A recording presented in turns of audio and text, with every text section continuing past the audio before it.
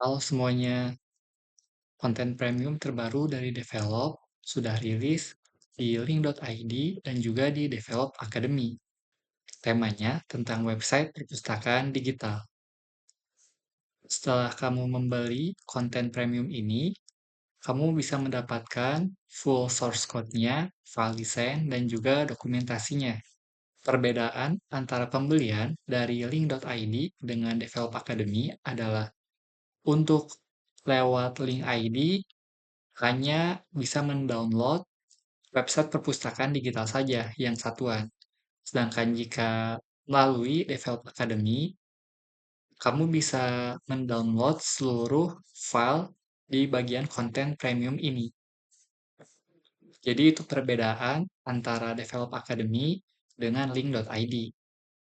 Untuk file yang didapatkan sama. Berikut tampilan jika kamu telah membeli konten ini melalui link.id. Nanti akan ada link downloadnya seperti ini. Jika lewat Develop Academy, nanti tombol downloadnya akan tersedia. Jadi tinggal klik saja di bagian tersebut. Sebelumnya, saya ucapkan terima kasih banyak pada kalian yang telah membeli konten terbaru dari Develop Academy. Karena dengan pembelian tersebut, mendukung saya untuk mengembangkan Develop Academy lebih jauh lagi. Di video ini juga saya akan jelaskan cara untuk menjalankan template dari website perpustakaan digital. Di sini, contoh file yang telah di-download berupa file zip. Kita coba buka menggunakan aplikasi WinRAR terlebih dahulu untuk ekstrak filenya. Nah, jika sudah, akan muncul folder bernama website perpustakaan digital. Di sini akan berisikan file dokumentasi, file desain, dan juga file source code-nya. Kita coba cek dulu file dokumentasinya. Nah, di sini adalah file dokumentasi yang telah saya siapkan untuk project ini. Untuk isinya ada kata pengantar dari saya, kemudian informasi file yang didapatkan, dan juga di sini ada tata cara atau spesifikasi khusus untuk menjalankan project ini agar dapat dijalankan dengan lancar. Contohnya, harus install SAM versi yang PHP-nya versi 8.2, lalu ada Node.js, dan juga ada Laravel installer. Jadi, kamu bisa coba klik link yang telah saya sediakan di sini jika belum install aplikasi SAM, Node.js, dan juga Laravel installernya. Nah, untuk Laravel installernya itu yang ada di bagian ini, yang creating a Laravel application, yang bagian installing PHP and the Laravel installer. Nanti kamu bisa copy saja komen di sini, dibuka Windows PowerShell-nya. Nanti otomatis akan menginstal Laravel installer. Nah, di dokumen ini juga ada penjelasan mengenai file-file yang telah dimodifikasi di project ini. Lalu jika kita scroll ke bagian selanjutnya, yaitu cara menjalankan project. Nah, seperti yang telah disebutkan sebelumnya, mesti install aplikasi SAM terlebih dahulu atau aplikasi sejenis yang versi PHP-nya minimal 8.2 karena project ini menggunakan Laravel terbaru yaitu versi 12. Dan tidak lupa juga kita perlu install Node.js versi 22 untuk menginstal library seperti Tailwind CSS-nya. Kalau diklik linknya akan masuk ke halaman berikut ini. Nanti install yang bagian PHP 8.2 ini. Untuk yang Node.js-nya juga, kita klik, pilih versi 22 yang LTS agar tidak terkena error. LTS itu long term support, jadi lebih stabil dibandingkan versi yang terbaru. Nah, jika sudah pilih versi 22, klik tombol Windows Installer yang ada di sini. Langkah pertama yang akan kita lakukan adalah kita akan jalankan aplikasi SAM-nya terlebih dahulu.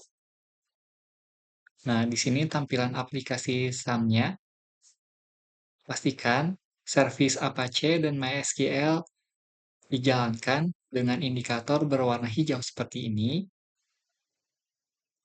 Lalu kita coba cek di browser menggunakan localhost phpMyAdmin untuk mengecek service tersebut bisa diakses atau tidak. Jika bisa diakses akan seperti ini tampilannya. Nah, selanjutnya kita akan membuat database MySQL bernama Develop Academy Digital Library. Ini sudah sesuai dengan variable DB database di file env. Nah, kita akan coba buka source code-nya menggunakan Visual Studio Code. Kita drag and drop saja folder source code-nya yang Develop Academy Digital Library ini ke Visual Studio Code. Dan kalau kalian mau melihat desain dari project ini, bisa pilih yang file design ini ya. Tinggal diklik 2 kali, nanti akan otomatis membuka aplikasi Figma-nya. Kita akan lanjut untuk cara menjalankan project ini terlebih dahulu. Kita coba cek file.env-nya. Nah, di sini di variabel DB database merupakan nama database-nya. Kalian bisa samakan seperti ini atau bisa ubah sesuai dengan kebutuhan kalian. Di sini saya akan coba sesuaikan terlebih dahulu. Kita klik New di phpMyAdmin, lalu ketikkan atau paste saja seperti ini, lalu klik tombol Create. Maka jika sukses akan muncul database di samping kiri ini. Langkah selanjutnya bisa kita cek di file dokumentasi. Kita akan coba untuk melakukan instalasi library baik untuk package.json-nya dan juga composer.json-nya. Jadi kita buka Visual Studio Code yang tadi, lalu kita pilih terminal, New Terminal untuk menampilkan terminal di Visual Studio Code-nya. Kita akan jalankan npm install untuk menjalankan atau menginstal library seperti Tailwind CSS. Kita tunggu terlebih dahulu untuk proses ini. Jika sudah berhasil, maka tampilannya seperti ini. Kita lanjutkan untuk instalasi library PHP-nya dengan cara Composer install. Pastikan kalian telah memasang Node.js dan juga Laravel installer di tahap sebelumnya agar proses ini berjalan dengan lancar. Kita tunggu terlebih dahulu karena terkadang saat proses instalasi library ini memakan waktu yang terbilang cukup lama. Jika sudah, maka tampilannya akan seperti ini. Baik, kita akan coba lanjutkan ke tahap selanjutnya. Nah, di sini kita akan mengeksekusi file migrasi berserta sampel data-datanya. Karena kalau kalian lihat di phpMyAdmin, database-nya masih kosong seperti ini ya. Jadi kita akan coba eksekusi komen berikut ini. Bisa di copy paste saja.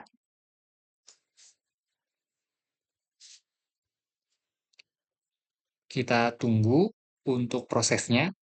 Nah, setelah selesai maka tampilannya seperti ini. Tidak ada error dan sukses.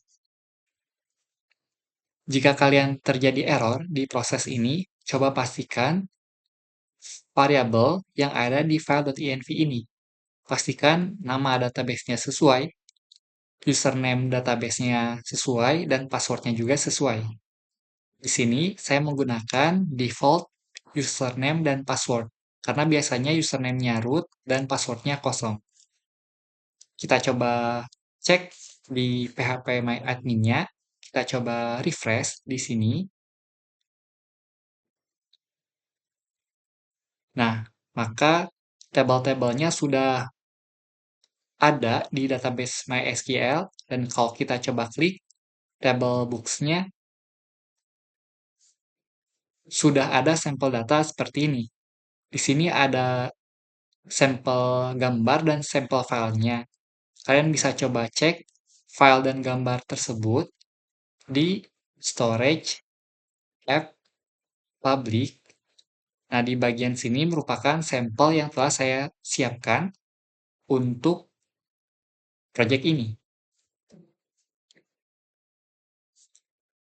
Selanjutnya, kita akan coba lakukan tahap berikutnya, yaitu jalankan komen PHP Artisan Storage link ini agar file dan gambar yang ada di folder storage ini muncul di folder public juga, karena website akan mengakses file atau gambar-gambar yang hanya ada di folder public ini saja.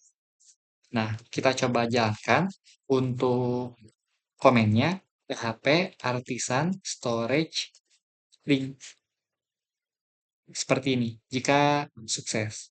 Kalau kalian lihat, di sini akan muncul folder storage yang berasal dari folder storage ini. Jadi nanti file-file yang ada di folder storage akan otomatis muncul juga di folder public ini. Ini merupakan symlink antara folder storage dengan folder public. Jadi agar bisa diakses file dan foto-fotonya di website kita nanti. Nanti kita akan coba jalankan project ini dengan komen composer rundev ini. Kita coba jalankan untuk mengetes website kita apakah terjadi error atau tidak.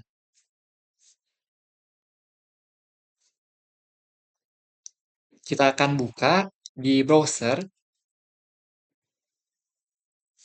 dengan URL-nya itu localhost 8000.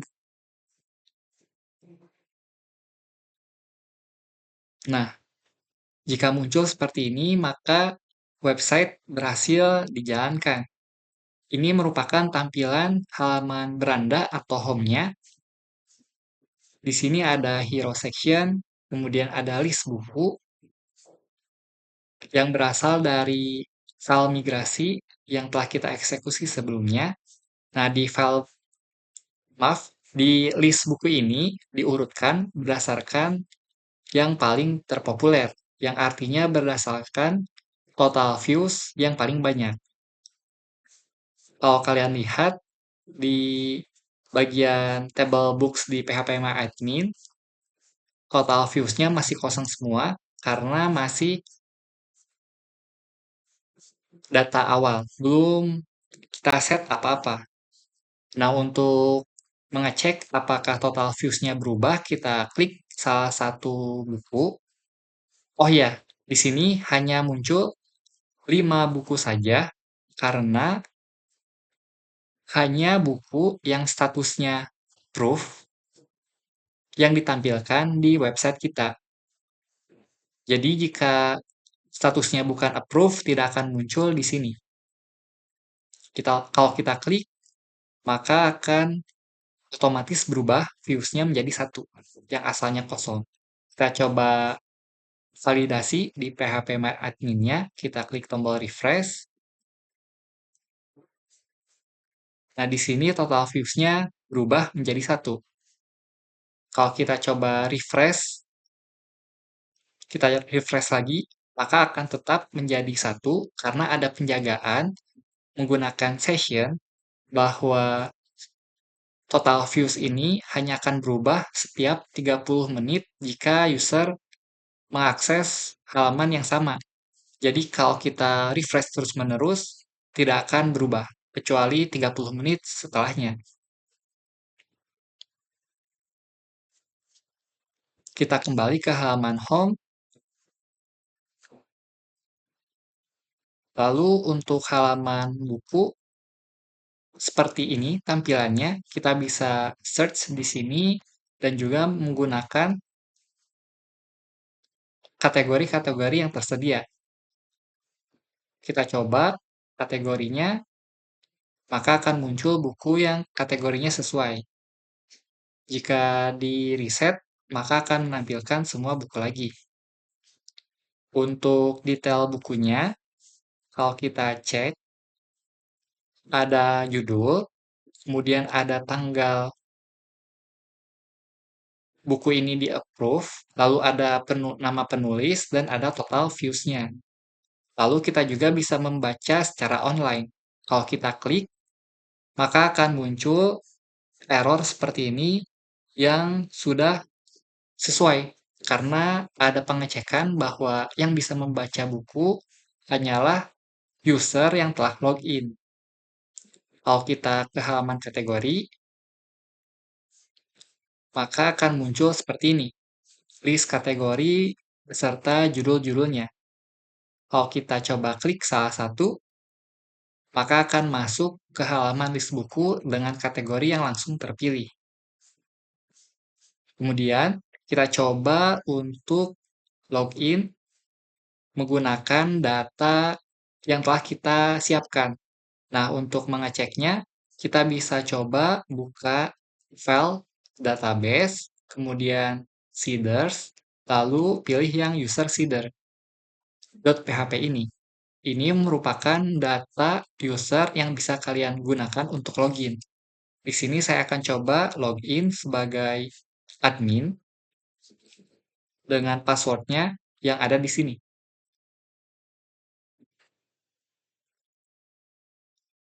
Jika sukses, maka akan muncul ke halaman panel. Di role admin akan ada menu semua karya, manajemen kategori, manajemen pengguna, pengaturan data, pengaturan kata sandi, dan keluar. Kalau untuk di role user tidak ada sebanyak ini. Kita coba logout terlebih dahulu. Lalu jika ingin mendaftar, bisa klik teks yang ada di bawah tadi, dan jika lupa kata sandi, bisa klik lupa kata sandi. Nah, untuk mengaktifkan fitur pengiriman email, kamu bisa coba cek variabel yang ada di file.inv ini. Nanti kamu bisa isikan sesuai dengan akun yang kamu miliki. Kalau misalkan masih coba-coba, kamu bisa coba daftar di mailtrap.io. Nanti tampilan emailnya itu seperti ini jika sudah disetting. Jadi emailnya akan masuk ke Mailtrap dari Laravelnya. Jadi nanti tinggal isikan username sama passwordnya saja. Kalau misalkan kamu masih coba-coba menggunakan mailtrap.io ini. Kita akan coba login menggunakan user biasa.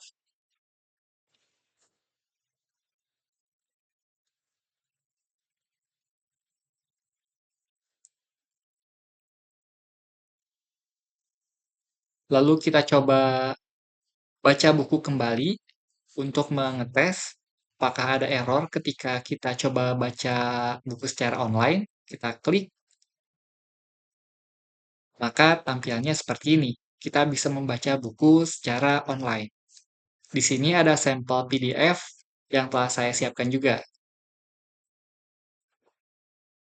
Nah, di halaman panelnya juga cukup berbeda ya dengan role admin. Hanya ada karya saya yang mana hanya menampilkan buku-buku yang telah Di-upload oleh user Erfran Darmawan saja, lalu ada pengaturan data, yaitu untuk update profil, pengaturan kata sandi untuk ubah password.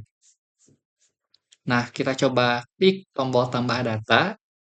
Di sini ada form untuk menambah data buku. Ada judul, deskripsi, kategori, kemudian ada foto dan file PDF. Nah, fotonya juga di sini maksimal 2 MB, sedangkan untuk file PDF-nya 10 MB. Kita coba login ke admin lagi.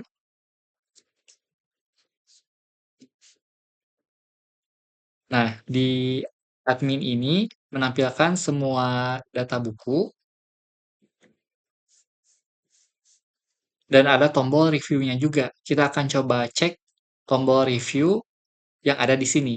Kalau kalian lihat, tombol review ini hanya muncul untuk status yang waiting approval.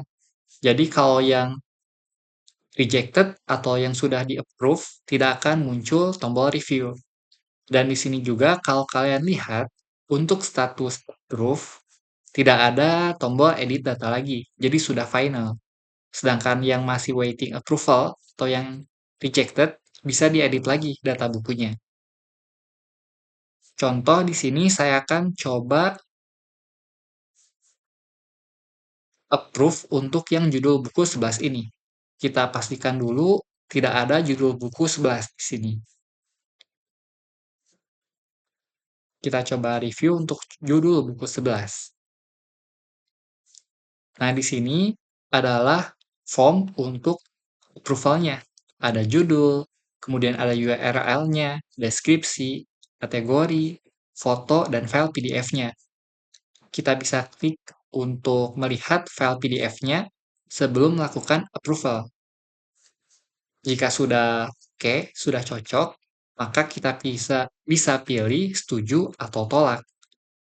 Kita pilih yang setuju, lalu tekan tombol berikan review.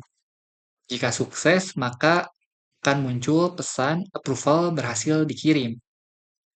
Jika kita coba cek kembali, akan muncul judul buku 11 dengan tanggal sekarang, yaitu tanggal 26 Januari sebagai approval date-nya.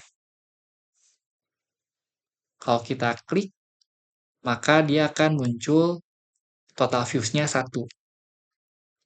Kita coba ke halaman home, judul bukunya tetap ada di ketiga karena ada 2 buku lainnya yang sama-sama bernilai 1 total views-nya. Kita akan coba ubah secara database untuk judul buku 11 menjadi semisal 15.326 views. Kalau kita coba refresh di sini, maka judul buku 11 yang paling awal karena yang paling banyak dilihat. Dan secara tampilannya pun seperti ini, 15.326 views.